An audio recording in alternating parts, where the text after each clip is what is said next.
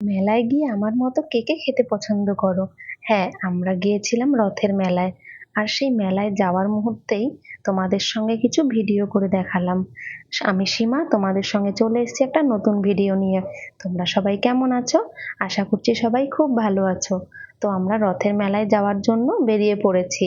আর আমরা বেরিয়েছি, তখন বাজে রাত প্রায় 9:30টার কাছে। তারপরে দেখো আমরা মেলায় চলে এসেছি, আর আমাদের বাড়ি থেকে না মেলাটা বেশ অনেকটাই দূরে ছিল। এই মেলাটা বেশ অনেক বড় মেলা হয়। আর এখানে এখন নতুন একটা জগন্নাথ মন্দির হয়েছে, তার জন্য এই রথের মেলা চলে। আর অনেক ভিড় হয় জানো তো। আর মেলাটায় যদি তোমরা যেতে চাও যেতেই পারো। এটা কিন্তু মুকুন্দপুরের মেলা। আর এখানে দেখো এখনো কাজ শেষ হয়নি।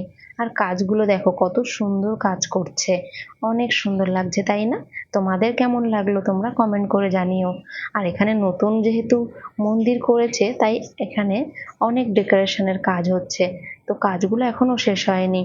আর এখানে দেখো মন্দিরে তালা বন্ধ রয়েছে। আর মন্দিরটা দেখো কত সুন্দর, জগন্নাথ দেবের মন্দির।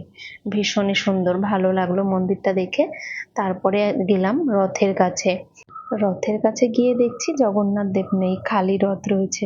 কারণ আমরা এসছি অনেকটা রাত হয়ে গেছে, তো জগন্নাথ দেবকে নিয়ে মাসির বাড়িতে চলে গেছে। তো কি করব, মনটা খারাপ হয়ে গেল। তাও ও প্রণাম করলো রথকে ধরে। আমিও রথগুলো ভালো করে একটু দর্শন করে নিলাম। আর সব রথগুলো একটু ছুঁয়ে প্রণাম করে নিলাম।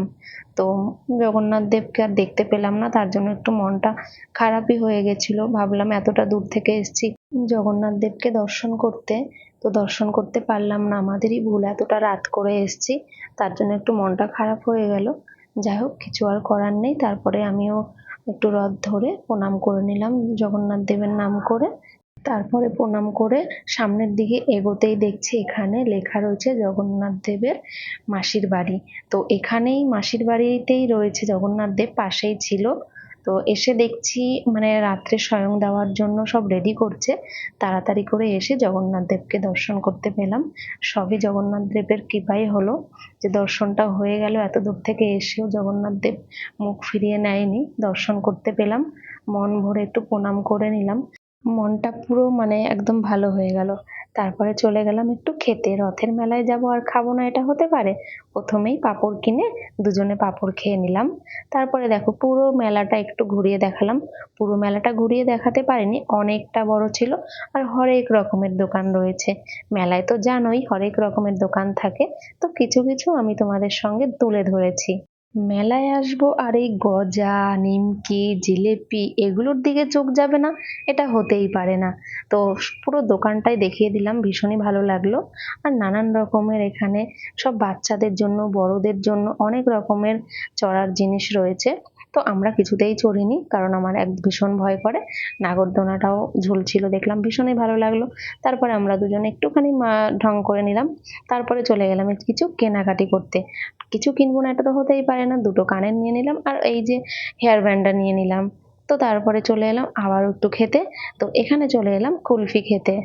কুলফিটা না জাস্ট দারুণ ছিল, সত্যি বিশ্বাস করো। খেয়ে তো ভীষণই ভালো লাগলো। তারপরে খাওয়া হয়ে গেল, খেয়ে আবারও চলে গেলাম একটু ঢং করতে। ঢং করে তোমাদের সঙ্গে একটু দেখিয়ে দিলাম। দেখো, ঢং করতে করতে 11টা বেজে গেছে। তারপরে আবারও খেয়ে নিলাম একটু ঘুগনি। মেলায় আসবো আর খাবো না? আমার মতো তোমাদের কার কার ভালো লাগে বলো তো মেলায় এসে খেতে? আর তারপরে চলে এলাম আবারও বাটি হাতে করে ফুচকা খেতে। ফুচকাও খেয়ে নিলাম, ফুচকাটা বেশি খাইনি, এত ঝাল ছিল। তারপরে চলে এলাম মোমো খেতে। মোমোটা না উফ, দেখেই জিভে জল চলে এলো জানো তো। দারুণ ছিল মোমোটা, হেব্বি দারুণ ছিল। তো মোমোও খেয়ে নিলাম।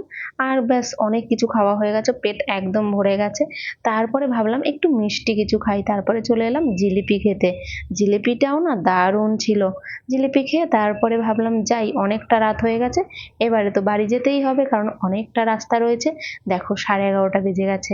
তারপরে আমরা বাড়ির দিকে রওনা দিলাম। এবারে না বাড়ির দিকে যেতে যেতে একটা মুশকিলে পড়ে গেলাম। কিছুটা যেতেই দেখছি রাস্তায় বৃষ্টি শুরু হয়ে গেছে। তো বৃষ্টিতে তো ভেজা যাবে না। তারপরে দেখলাম পাশেই, রাস্তার পাশে একটা ছোট ঘর ছিল, সেখানে দাঁড়িয়ে পড়লাম। 2 মিনিট 3 মিনিট দাঁড়িয়েছিলাম। তারপরে ভাবলাম এই কি মুশকিলে পড়লাম, এত রাতে এখন বাড়ি যাব কি করে, বৃষ্টি তো ভেজা তো যাবেই না। তারপরে জগন্নাথ দেবের স্মরণ করলাম। ভগবানের নাম নিতে না নিতেই দেখছি বৃষ্টিটা একদমই কমে গেল। আমরা বেরিয়ে পড়লাম।